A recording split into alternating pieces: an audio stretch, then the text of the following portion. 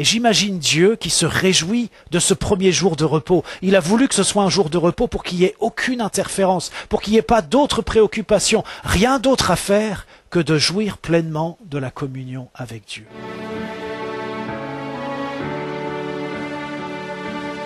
Ce matin, pour commencer mon message, je voudrais lire avec vous dans la Genèse. Alors, on va lire au début, on commence par le commencement. Je voudrais lire avec vous dans Genèse 1, verset 26. Et puis on va lire jusqu'au chapitre 2, verset 3. Donc c'est la fin du récit de la création. On est déjà au 6e jour. Dieu a déjà créé beaucoup de choses. Et puis ce même 6e jour, donc il a créé les animaux. Et après avoir créé les animaux, eh bien voilà ce qui est écrit. Genèse 1, verset 26. Puis Dieu dit, faisons l'homme à notre image, selon notre ressemblance, et qu'il domine sur les poissons de la mer, sur les oiseaux du ciel, sur le bétail, sur toute la terre, et sur tous les reptiles qui rampent sur la terre. Dieu créa l'homme à son image, il le créa à l'image de Dieu, il créa l'homme et la femme. Dieu les bénit et Dieu leur dit, soyez féconds, multipliez, remplissez la terre et l'assujettissez, et dominez sur les poissons de la mer, sur les oiseaux du ciel, et sur tout animal qui se meut sur la terre.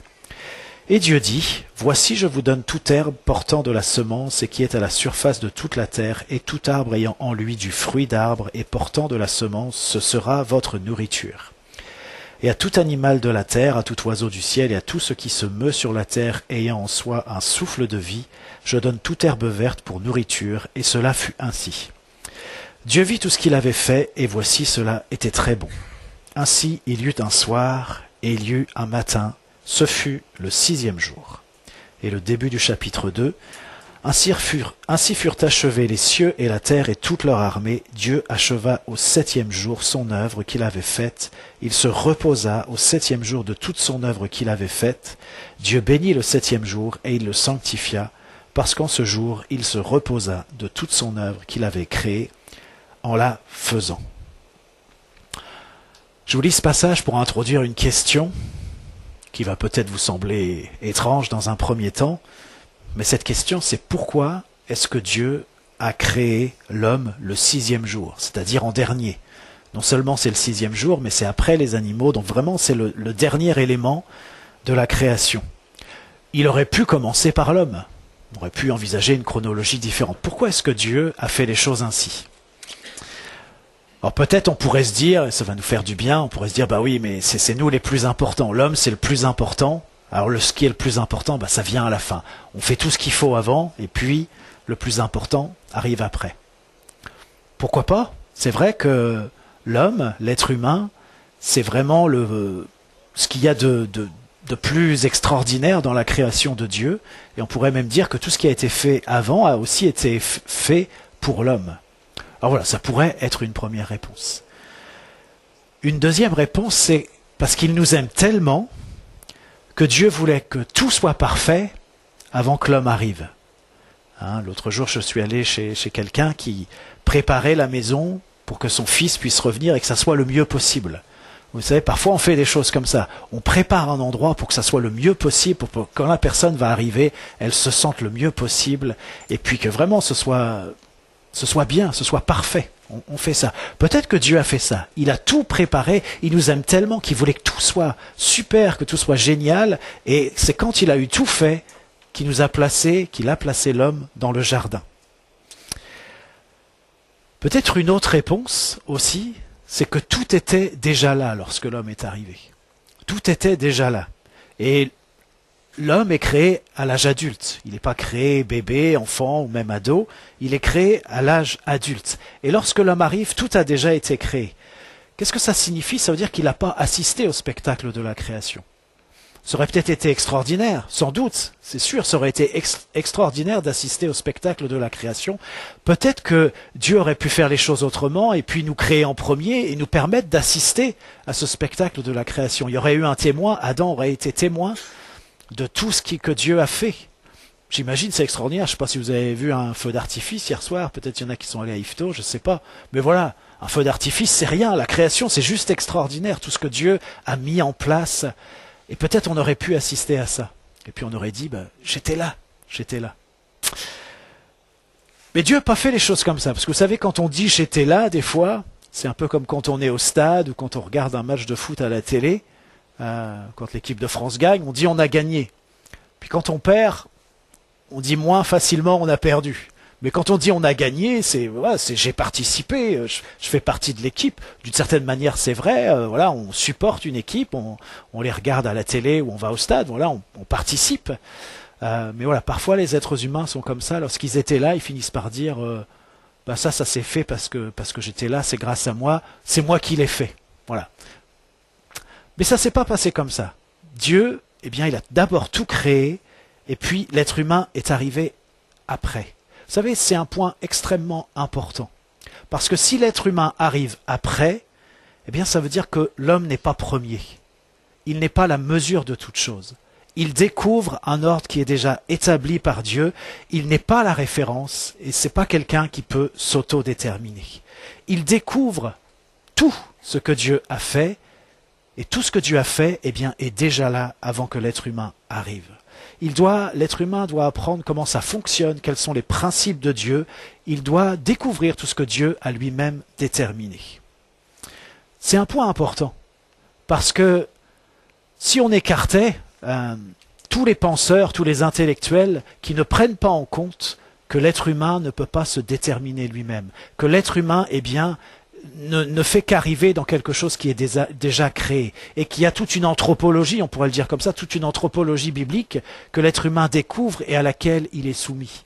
Eh bien, si on écartait tous les penseurs qui ne pensent pas comme ça, tous les intellectuels qui ne pensent pas comme ça, eh vous savez, on en écarte un sacré nombre et ça fait déjà beaucoup de ménage. Je dis ça, c'est pour faire un clin d'œil et j'en ferai un autre après. Un frère de l'église qui est pas là ce matin, mais voilà, qui des fois se perd en étudiant différents intellectuels. Mais voilà, il y a des repères dans la parole qui nous permettent d'établir si la pensée de quelqu'un, la pensée que quelqu'un développe, eh bien, elle est valable ou pas. Et déjà, quelqu'un qui ne prend pas en compte que tout est déjà déterminé et que l'homme arrive dans quelque chose qui est déjà fait, eh bien, déjà, cette personne pense mal. Elle pense à côté, elle ne pense pas de la bonne manière. Et j'aimerais peut-être même aller plus loin en vous disant que considérer que l'homme est la mesure de toute chose, que l'homme va pouvoir s'autodéterminer, eh bien c'est la nature même du péché. C'est un acte de révolte par rapport à ce que Dieu a créé. Et c'est ça qui fait que Adam et Ève, eh bien finalement, ils se sont révoltés sur la façon dont Dieu avait créé les choses. Eh bien, cet acte même-là de considérer que l'être humain serait premier ou que l'être humain pourrait se déterminer par lui-même, eh bien, c'est une révolte contre Dieu et c'est même ce qu'on appelle le péché. Après ces trois premières réponses, je voudrais vous en proposer une autre qui va nous faire arriver dans le cœur du sujet ce matin. Si le septième jour, Dieu s'est reposé, et si le septième jour est effectivement le jour du repos, alors l'homme a commencé son existence par une journée de repos. L'homme est créé le sixième jour, en dernier le sixième jour, sans doute à la fin du sixième jour.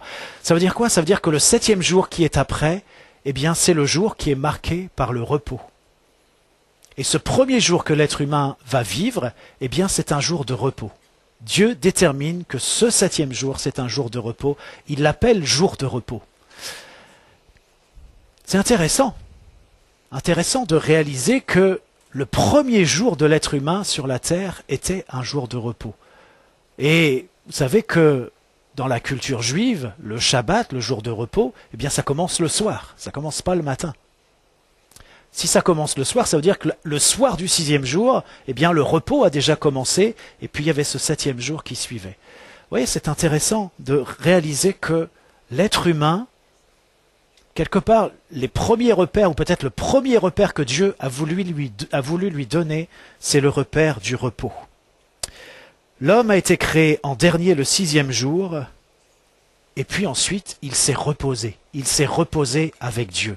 Parce que c'était le jour de repos de Dieu, et c'était le jour de repos pour l'être humain. Alors pourquoi est-ce que Dieu a voulu que le premier jour de l'être humain, son premier jour d'existence, soit un jour de repos? Vous voyez, c'est tellement important cette notion de repos que Dieu, eh bien, a fait en sorte qu'effectivement, le repos soit ce avec quoi l'homme est d'abord mis en contact.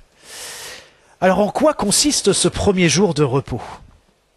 Eh bien, je vais vous le dire comme ça, c'est un jour pour jouir pleinement de la communion avec Dieu. Et je voudrais qu'on puisse imaginer combien Dieu se réjouissait de passer du temps avec l'homme.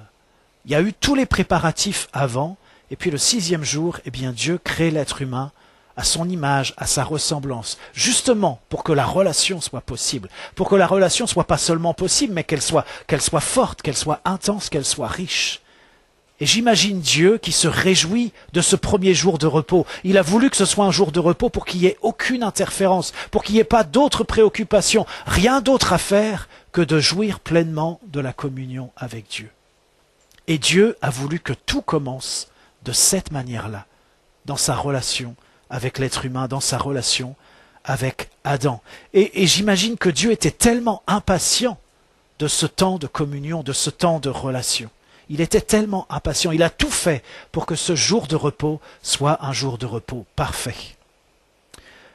Moi j'imagine, certainement à tort, mais j'imagine Adam qui découvre toute la création de Dieu, voilà, et passé le temps de l'émerveillement, eh bien il dit, bon bah qu'est-ce qu'on fait maintenant? Non. Jour de repos, jour de repos. C'est sans doute pour ça que Dieu n'a pas créé Adam à l'âge adolescent. Parce qu'un adolescent était capable de dire il n'y a rien à faire ici, je m'ennuie. C'est une blague. Parce que je pense que c'était juste extraordinaire de découvrir tout ce que Dieu a fait. Mais voilà, on n'était pas dans un temps pour agir, on n'était pas dans l'action, on était dans un temps de repos pour jouir pleinement de la communion avec Dieu. Et je crois que l'homme découvrait ça. Mais pour Dieu, c'était un moment juste extraordinaire. Il attendait ce moment de relation, de communion avec impatience. Et l'homme découvrait à quel point cette relation, cette communion était intense, à quel point elle faisait du bien, à quel point elle était réjouissante, à quel point c'était juste extraordinaire tout ce qui lui arrivait. Certes, l'environnement dans lequel il était, mais le fait d'avoir cette relation personnelle avec Dieu, ce face-à-face avec Dieu, ce cœur à cœur avec Dieu lui-même, le Créateur. Avant toute chose, le repos. Vous voyez, j'ai même l'idée que les jours suivants étaient aussi des jours de repos. Les jours qui ont suivi ce 7e jour. Parce qu'en effet, comme tout était fait pour la communion avec Dieu et que cette communion était permanente, était intense, eh bien c'est comme si le repos s'imposait, il s'incrustait, ça respirait de partout dans le jardin, cette notion du repos. Et puis il y a une chose qui est intéressante, c'est que pour tous les jours, le 1er, le 2e, le 3e, le 4e, le 5e, le 6e, il y a cette formule, il y eut un soir, ça commence par le soir, il y eut un matin, ce fut le 1er jour, le 2e jour, jusqu'au 6e jour. Mais pour le 7e jour, il n'est pas dit, il y eut un soir, il y eut un matin. C'est un peu comme si ce jour de repos était un jour qui ne terminait pas. Vous voyez ? C'est assez intéressant de voir que ce jour du repos n'est pas marqué comme les autres. Il n'est pas appelé le 1er jour, le 2e jour, non, il est appelé le jour du repos. C'est un jour qui a un nom particulier. Alors maintenant, il faut dire aussi que ça ne veut pas dire que l'homme ne faisait rien. C'est peut-être là où ça peut nous déboussoler. Mais vous voyez, par exemple, Adam, eh bien, il a dû donner des noms aux animaux. C'était un sacré travail. Un travail, j'ai envie de dire, un travail intellectuel intense. Mais ce n'est pas un travail qui s'effectuait de loin, comme en surplomb, de manière abstraite, dans l'abstraction, parce que Dieu a fait venir les animaux vers l'homme. On voit ça dans Genèse 2, verset 19. Alors l'homme détermine les noms des animaux en fonction des principes divins que son Créateur lui a appris, et aussi en fonction de sa proximité avec les animaux, avec le fait qu'il est proche des animaux, parce que Dieu amène les animaux vers l'homme pour voir quel nom il va lui donner. Pourquoi est-ce que je vous dis ça? C'est parce que ce travail intellectuel, entre guillemets, eh bien c'est un modèle de travail intellectuel. Parce que vous savez, souvent, ce qui est intellectuel, ça se fait de loin, ça se fait dans le surplomb, ça se fait dans l'abstraction. Et ça produit une forme de déconnexion avec la réalité. Et puis, cette déconnexion, c'est quelque part une forme de recréation. C'est comme des perturbations qu'on va mettre dans l'ordre que Dieu a créé, dans la manière dont il a établi les choses. Et d'une certaine manière, ça remet en question, ça pervertit ce que Dieu a voulu créer. Et là aussi, eh bien, on pourrait faire du ménage parmi les penseurs et les intellectuels qui ont ce genre de démarche, c'est-à-dire des démarches intellectuelles qui sont dans l'abstraction, qui sont dans le surplomb, et qui ne peuvent pas produire quelque chose de bon, parce qu'il faut qu'il y ait un accord entre les principes divins et la réalité, et que la réalité soit observée et soit déterminée en fonction des principes que Dieu a établis. Mais c'est la rencontre des deux. C'est pour ça que Dieu amène les animaux vers l'homme pour voir quel nom il va lui donner. Mais pour pouvoir donner un nom, eh bien, il faut que les animaux soient là. Il faut qu'il puisse les voir. Peut-être il les a caressés, il les a touchés, peut-être il leur a parlé. Je ne sais pas comment ça s'est passé.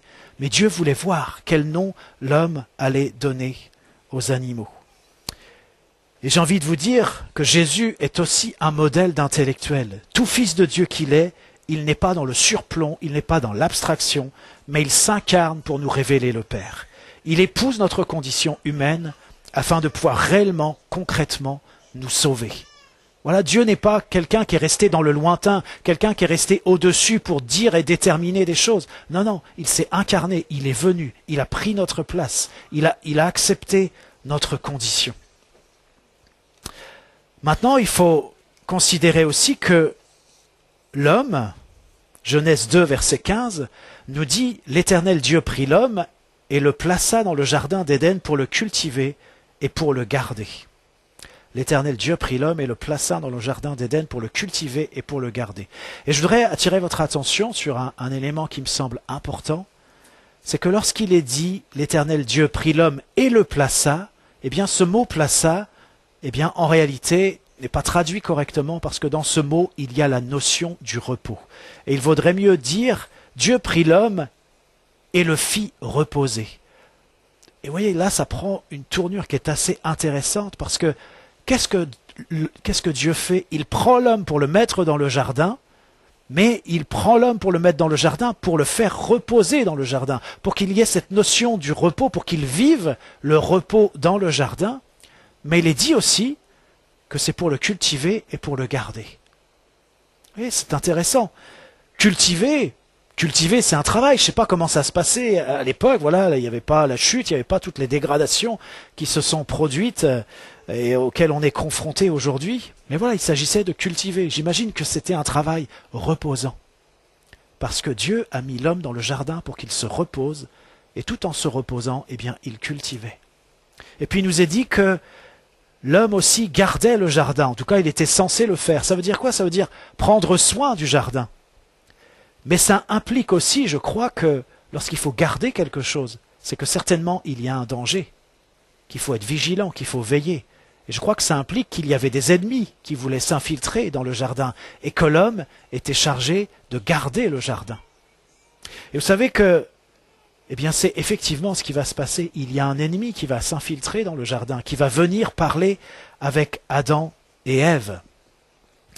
Et ce qui est terrible, c'est que bien qu'il y avait cette proximité, cette intensité de la communion avec Dieu, bien que Dieu était le créateur de toutes choses, bien que l'homme avait découvert tout ce que Dieu avait déjà placé, tout ce qu'il avait mis à l'avance, et qu'il était celui qui apprenait, qui découvrait tout ce que Dieu avait fait, eh bien, malgré tout, eh bien, il a remis en question ce que Dieu avait dit. Le serpent l'a poussé à remettre en question ce que Dieu avait déterminé, et finalement, en remettant en question la parole de Dieu, eh bien, il a fait, l'être humain a fait, Adam et Ève ont fait ce que Dieu leur avait dit de ne pas faire, c'est-à-dire manger du fruit de l'arbre de la connaissance du bien et du mal. C'est ce qu'on appelle la désobéissance. Vous voyez, je reviens aux 2 points que je mentionnais tout à l'heure, sur le fait que avoir cette attitude-là, remettre en question la parole de Dieu, c'est un peu comme si on remettait en question le fait que Dieu a tout établi, qu'il a tout déterminé, et un peu comme si nous-mêmes, en tant qu'êtres humains, eh bien, on pouvait dire non, non, c'est pas comme Dieu a établi les choses, c'est d'une autre manière. Et puis c'est un peu comme si aussi, eh bien, l'être humain se plaçait en surplomb et disait mais voilà, moi je vais faire comme ça. Et effectivement, il y a cette désobéissance que l'être humain va manifester. Et qu'est-ce qui se passe alors? Qu'est-ce qui se passe lorsque l'être humain est bien désobéi? Eh bien, on voit que Adam, Ève perdent leur repos intérieur. la peur fait son entrée. La relation avec Dieu elle-même, elle devient source de stress. Ça veut dire quoi? Ça veut dire que lorsque Dieu vient pour rencontrer Adam et Ève, qu'est-ce qu'ils font? Ils vont se cacher. Ils ont peur, ils sont stressés. Ils vont se cacher dans le jardin. Ils ne sont pas du tout en repos. Ils ont perdu leur repos. La relation entre Adam et Ève elle-même devient conflictuelle. La relation entre mari et femme devient conflictuelle. Il y a un verdict aussi qui tombe, qui dit que les douleurs des grossesses vont augmenter. On voit que le sol est maudit. L'homme va devoir maintenant suer et trimer pour assurer sa subsistance. On n'est plus du tout dans ce travail qui est reposant. On est dans un travail qui est exténuant. Et puis, l'homme et la femme sont chassés de ce lieu de repos. Le jardin d'Éden lui-même, eh bien, ils doivent quitter ce jardin. Toute notion de repos s'est envolée. Vous imaginez, l'homme jouissait d'une paix, d'un repos parfait, et voilà que tout s'est écroulé, et que maintenant le repos ne va plus devenir qu'un vague souvenir. Il n'y a plus de repos, il n'y a plus de paix. Alors il y a bien une promesse, quelque chose que Dieu a dit au serpent. Genèse 3, verset 15, Dieu dit au serpent, « Je mettrai inimitié entre toi et la femme, entre ta postérité et sa postérité. Celle-ci t'écrasera la tête et tu lui blesseras le talon. » C'est une promesse qui donne de l'espoir. Mais c'est aussi une promesse qui résonne comme une déclaration de guerre. Il n'y a plus de paix, il n'y a plus de repos. Maintenant, il y a une lutte entre deux postérités, la postérité du serpent et la postérité de la femme. Certes, il y a cette promesse que la postérité de la femme écrasera la tête du serpent. Mais nous sommes maintenant dans un contexte de guerre, dans un contexte de tension, dans un contexte où il n'y a plus de paix, où il n'y a plus de repos. Genèse 4, verset 1 nous dit « Adam connut Ève, sa femme, elle conçut et enfanta Caïn, et elle dit « J'ai formé un homme avec l'aide de l'Éternel. » Voyez, quand Caïn arrive au monde, je crois que Adam et Ève se souviennent de la promesse qu'ils ont entendue. Ils se disent, voilà, c'est la postérité, c'est notre postérité qui va écraser la tête du serpent. Ils doivent penser que le temps de l'accomplissement de la promesse est arrivé. Pour le dire encore plus simplement, ils doivent penser que c'est Caïn le Messie. C'est lui qui va les sortir de l'embarras dans lequel ils se trouvent. Alors, ils l'élèvent du mieux qu'ils peuvent, ils en font un battant, un conquérant, un dominateur. On voit ces caractéristiques dans la vie de Caïn. C'est peut-être pour ça d'ailleurs que Caïn devient laboureur. Voyez, c'est quelqu'un qui travaille la terre, un laboureur. C'est quelqu'un qui se confronte, c'est comme s'il se confrontait directement à la malédiction du sol. Le sol a été maudit, et bien Caïn, c'est comme s'il faisait ses armes là où c'est le plus difficile, comme s'il y avait un espoir de victoire, un espoir de rédemption de cette manière-là. Et c'est aussi quelqu'un, Caïn, eh bien, qui ne va pas du tout comprendre. Vous savez, dans ce passage où Abel offre un sacrifice, du bétail, et lorsque Caïn offre un sacrifice des fruits de la terre, eh bien, Dieu va porter un regard favorable sur Abel et sur son offrande, mais il ne va pas porter un regard favorable sur Caïn et sur son offrande. Et ça, Caïn ne peut pas le comprendre. On pourrait dire il a tellement trimé pour pouvoir offrir ça à Dieu. Comment c'est possible que Dieu n'agrée pas son sacrifice, que Dieu n'agrée pas le travail de ses mains, ce qu'il a produit dans la terre, dans le sol qui est maudit. Il a fallu qu'il travaille tellement dur, il a fallu qu'il lutte tellement dur pour ça. Mais non. Et vous voyez cette attitude de Caïn, et je crois que sans doute Adam et Ève l'ont élevé d'une manière qui l'a poussé aussi dans une mauvaise direction. Eh bien, cette attitude de Caïn, elle ressemble beaucoup parfois à notre attitude où finalement on se dit que pour être sauvé, il faut accomplir des œuvres. Le salut par les œuvres qu'on ne cesse jamais encore et encore de remettre au goût du jour. Bien sûr qu'il y a un travail, bien sûr qu'il y a des œuvres, mais c'est pas ça qui va nous sauver, c'est pas ça qui va nous rendre agréables à Dieu. C'est pas le travail de Caïn ne l'a pas rendu agréable à Dieu. C'est pas ça. Alors vous connaissez l'histoire. Caïn n'est pas le Messie, loin de là. Il est un meurtrier. Et voyez, à ce moment-là, sans doute il n'y a que 4 personnes dans l'humanité. Adam, Ève, Caïn et Abel. On sait que Adam et Ève ont eu d'autres fils et d'autres filles, mais sans doute qu'à ce moment-là, ils ne sont que 4. En réalité, ils ne sont même plus 4, ils sont 3. Un couple de parents chassés du jardin d'Éden parce qu'ils se sont révoltés contre Dieu, un assassin et puis un assassiné. Elle est belle, l'humanité. D'une certaine manière, ça vient de commencer et c'est déjà catastrophique. Et on voit que pour Caïn, eh bien, la malédiction du sol s'amplifie. Ça veut dire que le repos s'éloigne encore davantage. La malédiction du sol s'amplifie, il devient aussi errant et vagabond, il s'éloigne encore davantage de la face de Dieu. Plus de repos, même le souvenir du repos est oublié. Maintenant, Dieu ne renonce pas à son objectif. Il ne renonce pas à établir le repos pour les êtres humains. Et on retrouve ce projet de repos tout au long de la Bible et tout au long de l'histoire. Et c'est ce que je voudrais prendre le temps d'examiner un peu avec vous. Tout d'abord, le repos fait partie des 10 commandements. Je vais vous lire Exode 20, versets 8 à 11. « Souviens-toi du jour du repos pour le sanctifier. Tu travailleras 6 jours et tu feras tout ton ouvrage.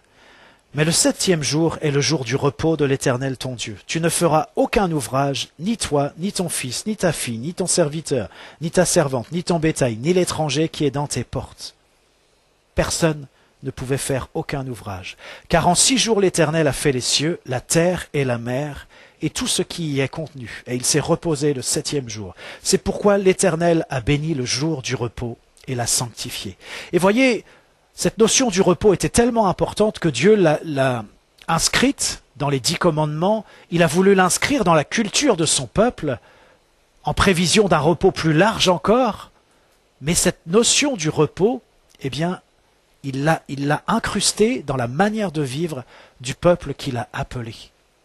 Il fallait être rigoureux par rapport à ce repos. Et on voit même dans Exode 34, verset 21, il est dit « Tu travailleras 6 jours et tu te reposeras le 7e jour. Tu te reposeras même au temps du labourage et de la moisson. » Et c'est intéressant ce genre de verset parce que nous, les êtres humains, on a toujours l'impression qu'il y a toujours quelque chose à faire qui est plus important que le repos. Et effectivement, le labourage, la moisson, ça c'est quelque chose d'important. Vous savez, les paysans, ils guettent la météo, ils guettent l'évolution de leur champ, parce que parfois, la fenêtre pour faire la récolte, elle est courte, ou la fenêtre pour labourer, pour semer au bon moment, elle est courte. Mais même dans ce domaine-là, eh bien Dieu dit, ce qui est prioritaire, c'est le repos.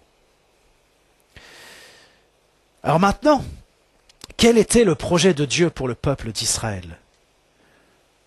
J'avais l'embarras du choix sur les références parce qu'il y en a beaucoup, mais j'ai choisi Deutéronome 12, versets 8 à 12. C'est Moïse qui parle au peuple d'Israël, qui relate beaucoup de choses qui se sont passées.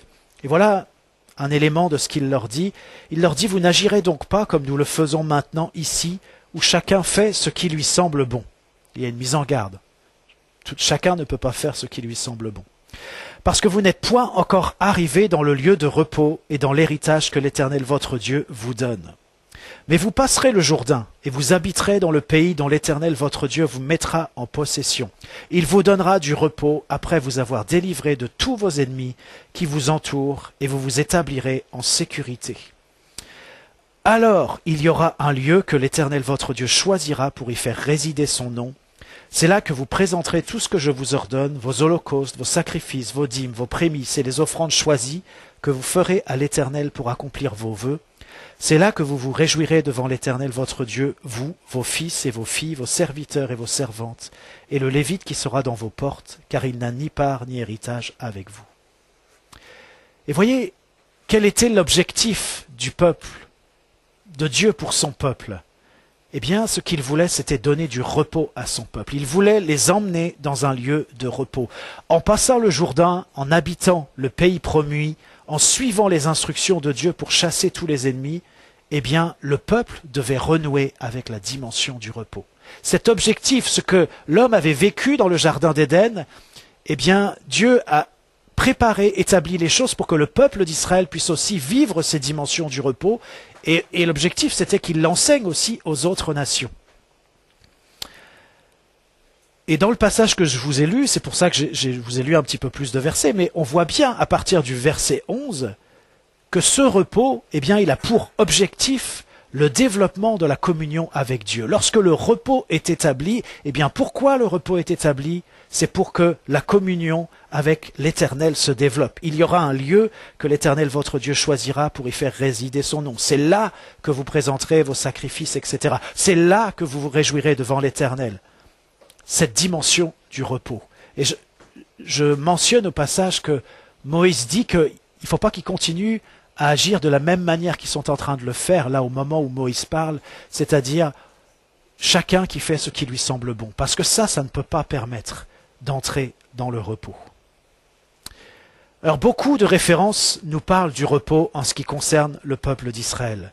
Je voudrais en prendre une également dans le Nouveau Testament, dans Hébreux 3, et on va lire les versets 7 à 12 et 18 et 19. C'est pourquoi, selon ce que dit le Saint-Esprit, aujourd'hui, si vous entendez sa voix, n'endurcissez pas vos cœurs comme lors de la révolte, le jour de la tentation dans le désert, où vos pères me tentèrent pour m'éprouver, et ils virent mes œuvres pendant 40 ans.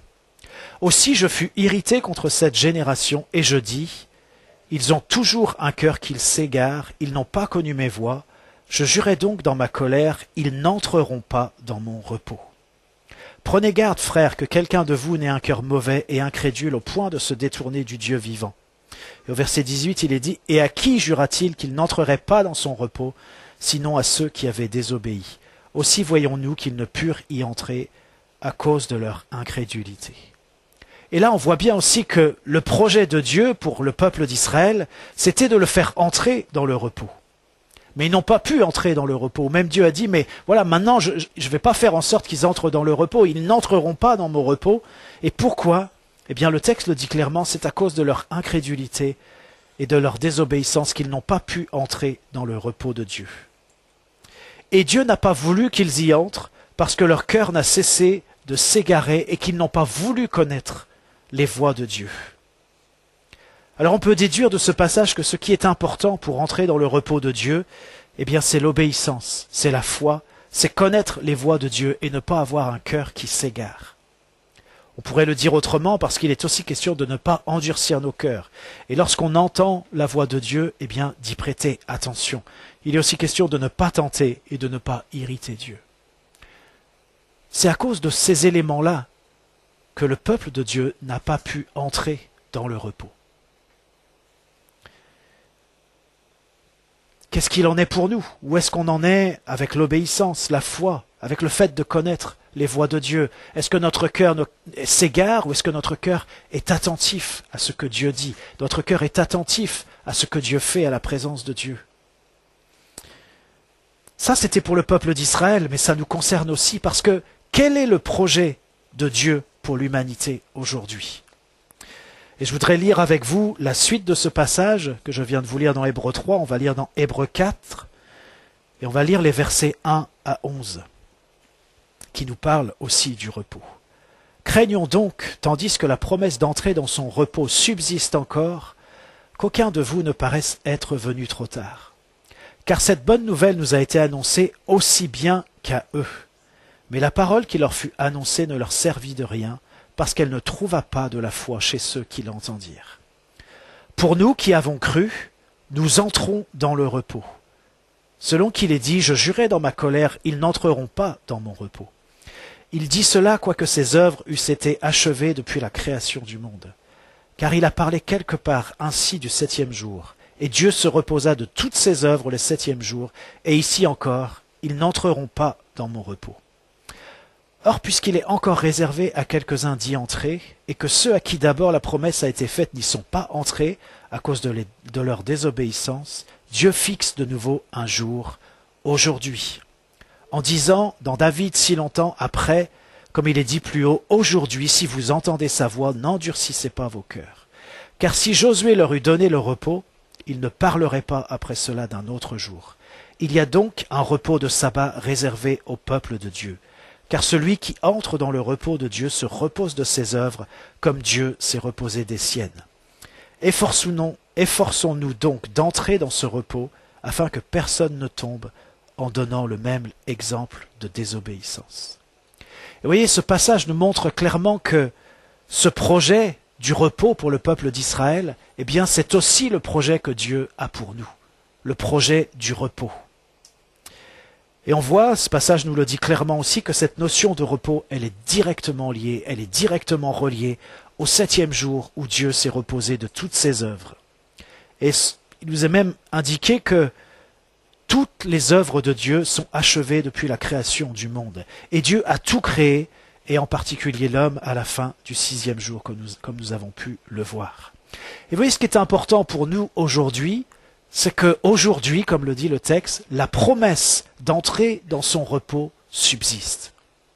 Tu peux aujourd'hui entrer dans le repos de Dieu, parce que c'est son projet pour nous, c'est son projet pour toi. Et nous aussi, eh bien, nous devons apprendre à nous reposer de nos œuvres. Encore une fois, ça ne signifie pas ne rien faire. Parce que vous vous souvenez, Dieu a fait reposer Adam dans le jardin pour qu'il le cultive et pour qu'il le garde. Mais le point culminant, le point crucial, si je peux dire ça comme ça, par rapport au repos, eh bien c'est la communion avec Dieu. C'est le fait de pouvoir jouir, de profiter pleinement de cette communion avec notre Créateur. Et vous savez, c'est pour ça que Jésus est venu. Bien sûr, on pourrait le dire en parlant du péché, Jésus est venu résoudre ce problème du péché. Mais Jésus est venu apporter le repos qui avait été perdu. La parole nous le montre aussi clairement. Vous voyez, c'est pour ça qu'il est venu. Il est venu pour que nous puissions retrouver cette dimension du repos, retrouver cette dimension de la communion avec lui. Cette communion si intense que Dieu avait avec Adam et que Adam avait avec Dieu.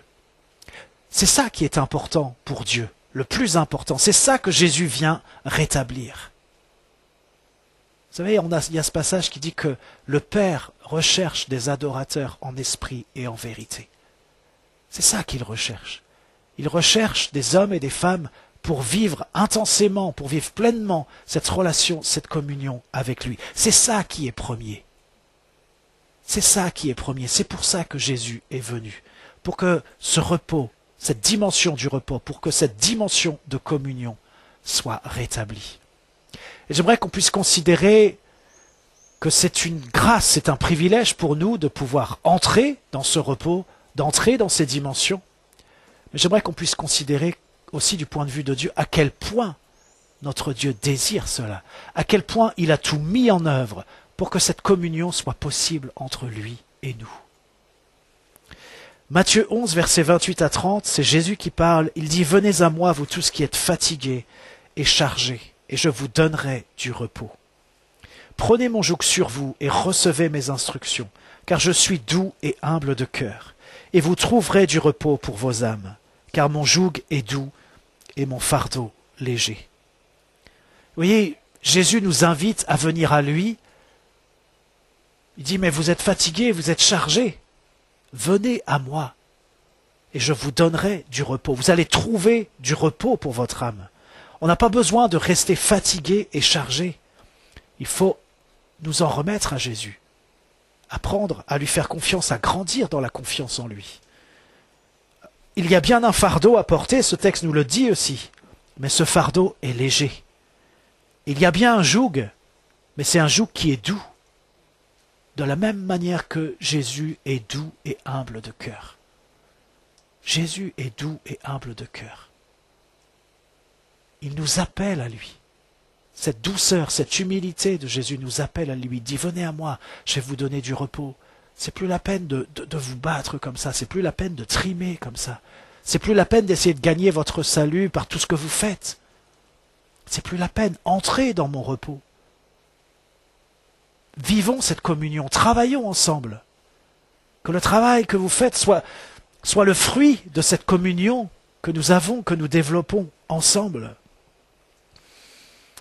Philippiens 4, versets 6 et 7 nous dit « Ne vous inquiétez de rien, mais en toute chose faites connaître vos besoins à Dieu, par des prières et des supplications, avec des actions de grâce, et la paix de Dieu qui surpasse toute intelligence, gardera vos cœurs et vos pensées en Jésus-Christ. » Il y a une paix de Dieu, il y a un repos de Dieu qui surpasse tout ce qui peut arriver, qui surpasse toutes nos réflexions, tous nos raisonnements, qui surpasse toute intelligence.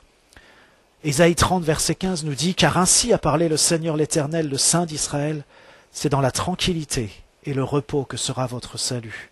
C'est dans le calme et la confiance que sera votre force. » Mais il y a ces mots après terribles, « Mais vous ne l'avez pas voulu. » Vous voyez, peut-être la question qui se pose à nous ce matin, c'est est-ce que nous voulons du repos de Dieu? C'est-à-dire, est-ce que nous voulons lui faire confiance? Être de plus en plus dans le repos, c'est de faire de plus en plus confiance à Jésus. Quoi qu'il se passe, quoi qu'il arrive. C'est nous abandonner à lui. Même, vous savez, dans Galates 2, verset 20, il est question du fait que si on vit, c'est plus nous qui vivons, mais c'est Jésus qui vit en nous. C'est fort, ça. C'est-à-dire, il ne s'agit plus de nous, mais il s'agit de Jésus. Et j'imagine que vivre ça, eh bien, c'est un repos parfait. Parce que c'est plus nous qui vivons, mais c'est Jésus qui vit en nous. Et cette communion est parfaite. Elle est tellement parfaite que Christ se manifeste au travers de nous.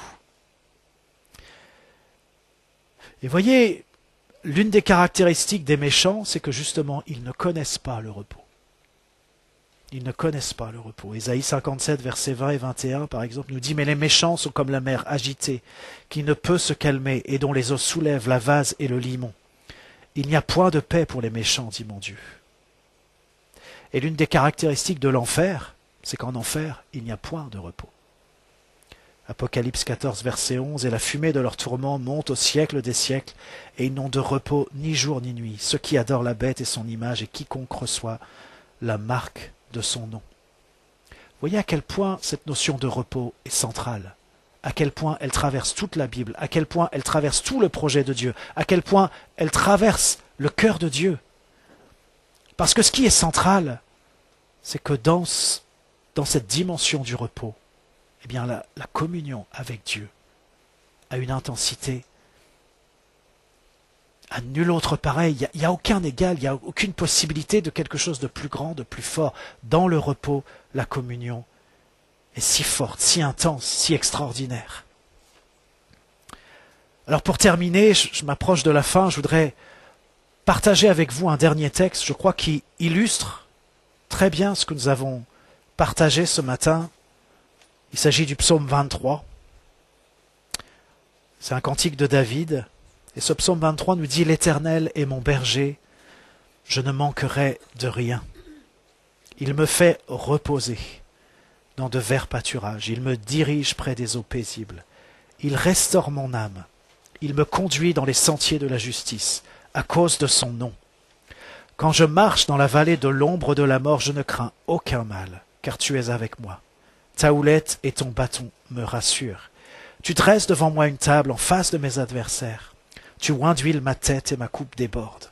Oui, le bonheur et la grâce m'accompagneront tous les jours de ma vie, et j'habiterai dans la maison de l'Éternel jusqu'à la fin de mes jours. » Vous savez, c'est ce fameux psaume 23 qu'on cite si souvent, qui est si, je sais pas comment dire, qui est si puissant, qui est si intense, qui témoigne de l'amour que Dieu a pour nous, qui témoigne du soin que Dieu a pour nous. Alors oui, notre Dieu est celui qui nous fait reposer dans de verts pâturages, celui qui nous dirige près des eaux paisibles. C'est vrai. Mais ce texte nous dit aussi que parfois, on marche dans la vallée de l'ombre de la mort. Mais même là, il est avec nous et on n'a rien à craindre. Même dans cette sombre vallée, il veille sur nous, il prend soin de nous. Et ce psaume nous dit aussi, oui, il est celui qui y restaure notre âme. Et voyez, ce psaume, eh bien, il se termine sur le fait d'habiter jusqu'à la fin de nos jours dans la maison de l'Éternel.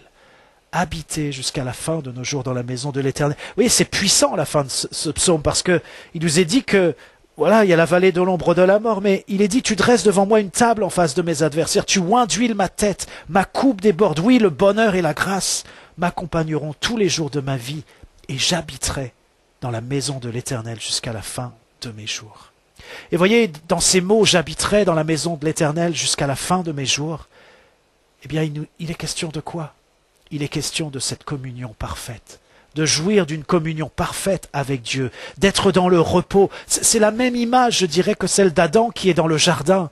Là, c'est David qui habite dans la maison de l'Éternel. Le jardin, c'était comme la maison de l'Éternel. C'est là qu'il y avait cette rencontre, cette intensité de relation, de communion entre l'homme et Dieu, entre Dieu et l'homme. Et j'aimerais vous dire que Dieu n'a pas changé de plan. Il n'a pas changé d'avis, il n'a pas changé de plan. Il désire toujours pour nous ce repos parfait et cette communion parfaite. Et souvenez-vous, dans la Genèse, c'est ce que je disais au départ, si Dieu a créé l'être humain le 6e jour, eh bien, le 7e jour qui était un jour de repos, eh bien voilà ce par quoi l'être humain a commencé son existence. Voilà ce par quoi il nous faut nous aussi commencer notre existence. Voilà ce par quoi il nous faut commencer pour vivre notre quotidien, pour faire tout ce que nous avons à faire. Eh bien, c'est vivre ce temps de communion, ce temps de repos, entrer dans le repos de Dieu, progresser dans la confiance que nous faisons à notre Dieu. Et j'aimerais encore vous dire que Dieu désire tellement cette communion qu'il a fait en sorte que le premier jour d'existence d'Adam soit un jour de repos, pour que rien ne vienne empêcher, amoindrir cette communion. Que nous puissions nous aussi trouver ces temps où rien ne viendra perturber notre communion avec Dieu, parce qu'elle est première et parce que tout en découle. Pour nous qui avons cru, nous entrons dans le repos.